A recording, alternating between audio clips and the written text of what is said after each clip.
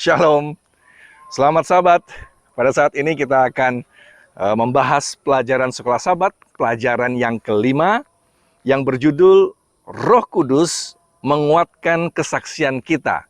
Hari ini tanggal 1 Agustus 2020. Adapun ayat tema dari ayat sekolah sahabat ini adalah terdapat dalam Kisah Para Rasul 4 ayat 31. Dan ketika mereka sedang berdoa, goyanglah tempat mereka berkumpul itu, dan mereka semua penuh dengan Roh Kudus. Lalu mereka memberitakan firman Allah dengan berani. Nah, ini adalah peristiwa ketika pada saat Pentakosta, murid-murid Yesus Kristus menerima kecurahan Roh Kudus.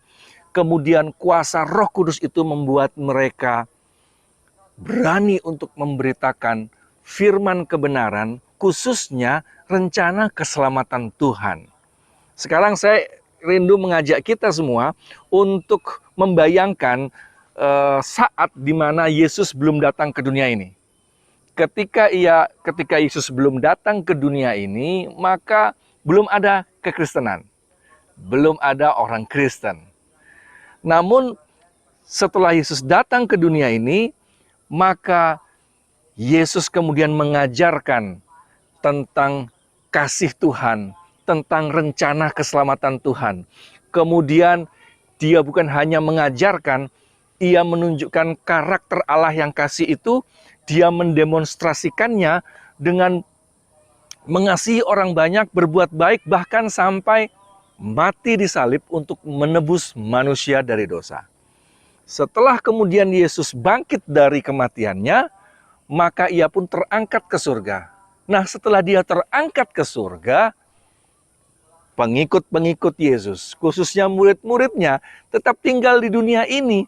Dan saat itu mereka memiliki tugas untuk melanjutkan misi dari Yesus Kristus, yaitu memberikan kesaksian, ada kebenaran firman Tuhan, ada rencana keselamatan yang harus diberitakan kepada semua orang.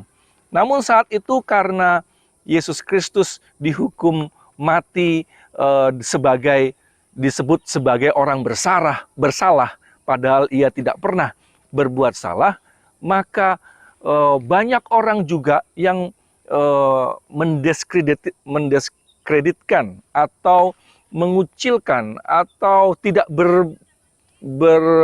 memandang baik para pengikut Kristus, sehingga para pengikut Kristus saat itu dalam keadaan ketakutan. Namun setelah Roh Kudus datang pada hari Pentakosta itu, maka rasa ketakutan itu pun hilang. Kemudian murid-murid Yesus dengan berani memberitakan firman Tuhan, memberitakan rencana keselamatan Tuhan. Dan ketika mereka memberitakan rencana keselamatan Tuhan, kitab Kisah 1 ayat 8 menyebutkan bahwa mereka itu menerima kuasa dari Roh Kudus yang Yesus janjikan untuk membuat mereka menjadi saksi di Yerusalem, di Yudea, di Samaria, dan bahkan sampai ke ujung bumi.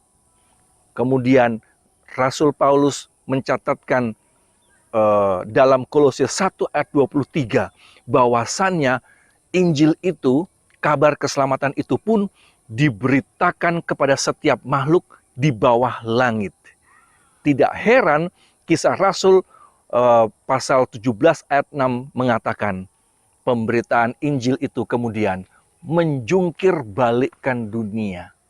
Artinya menjungkir balikkan dunia adalah pemberitaan keselamatan Tuhan ini memang benar-benar menyebar ke seluruh dunia. Dan tahun ini termasuk ke Indonesia. Kita menerima pemberitaan tentang Injil keselamatan Tuhan itu. Pelajaran yang berikut menunjukkan bahwa seringkali memberikan pelajaran kepada kita bahwa seringkali ketika kita menerima firman kebenaran itu, kita ada luapan hati juga untuk memberitahukan bahwa ini adalah kebenaran.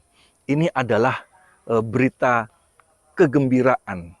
Ini adalah berita keselamatan. Bahkan kita mau kasih tahu juga kepada sanak saudara, famili, atau bahkan kepada teman-teman dan rekan-rekan kerja. Namun kenyataannya kita seringkali juga merasa minder atau baik itu boleh dikatakan takut atau bahasa Jawanya adalah sungkan memberitakan hal ini. Maka pelajaran sekolah sahabat kita menasihatkan, jika kita minder sebagai pengikut Kristus, kita harus berdoa minta Roh Kudus. Kenapa? Karena sebenarnya Roh Kudus yang akan bekerja. Roh Kudus yang akan membuka jalan. Roh Kudus yang akan menggerakkan kita untuk memberitahu. Roh Kudus yang akan bahkan mendatangkan orang tanpa kita sadari situasi, waktu yang tidak kita duga, tiba-tiba kita bertemu. Lalu dalam perbincangan itu, kita kemudian memberitahu tentang rencana keselamatan Tuhan. Bahkan ketika kita bersaksi, khususnya bersaksi bagi mereka yang dengan jujur mau mencari rencana keselamatan Tuhan, disebutkan dalam pelajaran ini, Roh Kudus itu bahkan mempersiapkan hati mereka untuk mendengar. Roh Kudus itu bahkan membawa mereka untuk yakin kepada firman itu. Roh Kudus juga bahkan menguatkan mereka untuk menerima rencana keselamatan itu. Bahkan juga Roh Kudus membuat mereka mau menanggapi setiap bisikan hati. Dan Roh Kudus juga menuntun kita untuk berkata-kata juga.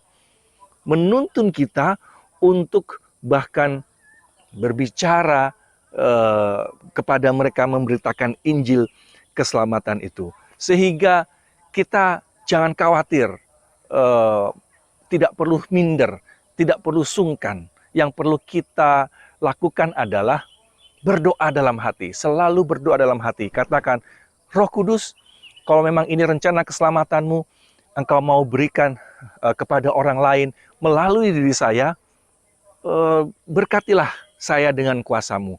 Lalu bukakan jalan, atur. Saya hanya jadi alat-Mu, saya mau. Dan Roh Kudus yang akan melakukan itu semua. Bukti-buktinya sebenarnya semua ada dicatat dalam kitab kisah para rasul. Kitab kisah para rasul dalam Alkitab ini sebenarnya secara tepat telah disebut sebagai bukan kisah para rasul, tetapi kisah Roh Kudus. Kenapa? Karena banyak catatan-catatan dalam kitab kisah rasul ini sebenarnya adalah catatan-catatan mengenai pekerjaan Roh Kudus. Disitulah rencana keselamatan diberitakan dan kemudian pengikut Kristus umat Tuhan menjadi besar, dan kalau dia disebut sebagai gereja yang besar, jangan lupa. Kisah para rasul mencatat bahwa itu adalah karena bagian dari individu-individu yang mau berserah. Kita bisa lihat dalam kitab kisah rasul bagaimana ketika Petrus berkhotbah 3.000 orang dibaptiskan. Kisah Rasul 2 ayat 41. Demikian juga kisah Rasul 4 ayat 4. Di mana ada 5.000 orang dibaptiskan. Well, seringkali kita suka sekali angka-angka yang besar ya. Wah, menakjubkan. Tapi jangan lupa firman Tuhan menasihatkan kepada kita. Kalau kita suka jumlah yang besar, ingatlah pada akhirnya bersaksi itu, menyampaikan kabar keselamatan itu merupakan upaya pribadi. Individu-individu yang bekerja, individu-individu yang mau melayani. Dan selebihnya sebenarnya individu-individu itu hanyalah alat. Roh Kudus yang bekerja untuk bersaksi melalui kita, melalui setiap orang. Masih ingat cerita mengenai Stefanus? Semuanya cerita-cerita ini ada dalam kisah Rasul. Bagaimana ia bersaksi bagi Tuhan, bahkan dia mati syahid, berani menyaksikan kabar keselamatan Tuhan. Saudara ingat Filipus yang menuntun sida-sida dari Ethiopia untuk menceritakan tentang rencana keselamatan Tuhan. Saudara masih ingat Petrus bagaimana ia diberi tanda oleh Roh Kudus untuk kemudian dia menginjil kepada orang Roma. Dalam hal ini adalah Cornelius. Demikian juga Rasul Paulus diberi Tuhan kuasa dan kemudian dibukakan jalan sehingga seluruh benua Eropa mendapatkan, hampir semua seluruh benua Eropa mendatangkan pemberitaan Injil melalui Rasul Paulus. Jadi di sini kita dapati bahwa Roh Kuduslah yang rindu supaya kita menjadi alatnya. Dan ketika kita menyerahkan hati untuk menjadi alatnya, hanya dengan cara yang sederhana, memohon Tuhan untuk datang kepada kita, memohon Roh Kudus untuk menguatkan kita, maka Ia sendiri yang akan membimbing kita, yang akan mengajar kita, dan yang akan memimpin setiap orang kepada Yesus Kristus. Pelajaran yang lain dari Sekolah Sabat ini juga memberitahu kepada kita bahwa Roh Kudus yang menghidupkan firman Tuhan dalam kehidupan manusia. Khotbah-khotbah Petrus, kesaksian-kesaksian Stefanus, demikian juga firman yang disampaikan ke seluruh orang di Israel. Kisah 10 ayat 36. Dan bahkan Rasul Paulus berulang kali menyebutkan pemberitaan Injil itu dasarnya dari firman Tuhan. Ketika mereka menginjil, firman Tuhan yang mana yang mereka sampaikan? Saat itu kitab Perjanjian Baru belum ada. Kitab Perjanjian Baru saat itu peristiwanya baru terjadi. Lalu yang mana yang mereka beritahukan? Semuanya yang mereka beritahukan adalah Perjanjian Lama. Mereka mendapatkan nubuatan-nubuatan tentang rahmat Allah, tentang rencana keselamatan Allah di Perjanjian Lama. Nubuatan-nubuatan tentang Mesias di Perjanjian Lama. Lalu kemudian nubuatan-nubuatan itu ternyata digenapi dalam diri Yesus Kristus. Dan ketika digenapi dalam diri Yesus Kristus, maka mereka pun memberitahukan itu kepada orang lain. Pemberitahuan firman Allah lalu diberitakan juga oleh rasul-rasul ini, kemudian dicatat lagi oleh pengikut-pengikut yang lain. Akhirnya semuanya mengenai firman Allah.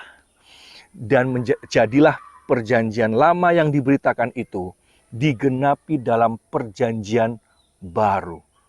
Tapi semuanya berbicara mengenai satu hal, rencana keselamatan Tuhan dalam diri Yesus Kristus sebagai Mesias yang telah datang ke dunia ini untuk menyelamatkan setiap orang. Dan ketika pelaksanaan pemberitaan Injil ini diberikan, lalu para nabi dan para rasul ini menghidupkan semua pemberitaan firman itu adalah karena pekerjaan dari Roh Kudus. Roh Kudus dan Roh Kudus itu akan membuat firman itu menjadi hidup dalam diri kita. Dan ketika kita membagikannya pun, maka sebenarnya ada dorongan dari Roh Kudus bagi kita untuk menghidupkannya. Berbeda jika kita hanya berdiam diri tidak mau membagikannya, maka tidak ada yang masuk dalam diri kita dan tidak ada yang kita bagikan, kita pun akhirnya hanya pasif, tidak menghidupkan. Tuhan rindu juga supaya kita membagikan, sehingga ketika kita membagikan, ada yang kita terima, ada yang kita kasih, dan biarkan Roh Kudus yang menghidupkan firman itu dalam hidup kita. Sekali lagi, firman Tuhan mengatakan bahwa ini semua adalah pekerjaan Roh Kudus, dan kita secara sederhana bisa berdoa dan meminta kuasa dari Roh Kudus itu. Pelajaran yang lain yang diberikan kepada kita pada saat ini adalah tugas kita memang adalah untuk bersaksi kepada siapa saja dan semua orang yang ada dalam kehidupan kita ini. Kita tidak bisa dan tidak boleh membuat asumsi tentang siapa yang bisa dan siapa yang tidak bisa. Oh, dia bisa, saya tidak bisa. Tidak demikian. Tetapi setiap orang dengan berbagai cara. Bukan hanya dengan berbicara seperti saya ini, merekam, berbicara lalu diberitakan kepada yang lain. Tidak. Ada banyak cara yang lain yang Tuhan bisa pakai. Mungkin dengan menulis, mungkin dengan menyebarkan tulisan itu, mungkin dengan membuat kartu, mungkin dengan membuat gifts, token yang ada ayat-ayat firman Tuhan, ada rencana dan kabar baik keselamatan Tuhan, lalu kita berikan kepada orang lain. Apapun, Tuhan menggunakan berbagai macam cara, asalkan yang penting adalah kita rindu mau menyerahkan diri kita kepada Tuhan dan mengatakan, Tuhan pencipta alam semesta, saya berada di tengah alam semesta ini, dan Tuhan pencipta kita sedang, artinya alam ini menyaksikan ada Tuhan pencipta kita.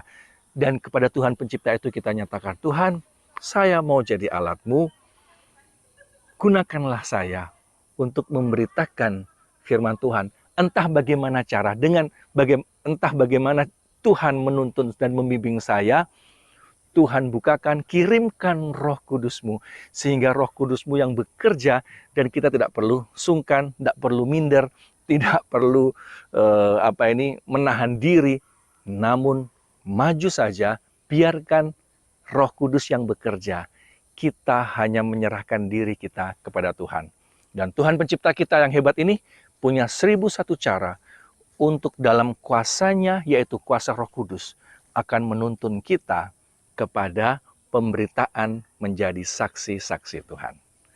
Biarlah ini boleh mendorong kita untuk mengalami kabar keselamatan itu, yaitu menerima berita baik dari Tuhan pencipta kita, lalu bersaksi menyampaikannya kepada yang lain, karena kuasa dan pekerjaan Roh Kudus yang kita minta dalam doa. Mari kita satu dalam doa. Ya Tuhan kami, ya pencipta kami, Bapa yang penuh kasih di sorga, Engkau yang menciptakan tanah di mana hamba-Mu berpijak saat ini. Engkau memiliki rencana keselamatan bagi setiap manusia. Dengan rendah hati kami mengakui, kami rindu menjadi alat Tuhan, supaya menyampaikan hal ini juga kepada yang lainnya. Kami mengundang Roh Kudus Tuhan datang, dan biarkanlah Roh Kudus itu yang bekerja dalam diri kami.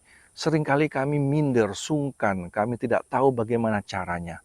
Namun kami hanya meminta, Roh Kudus, bekerjalah dalam hidup kami.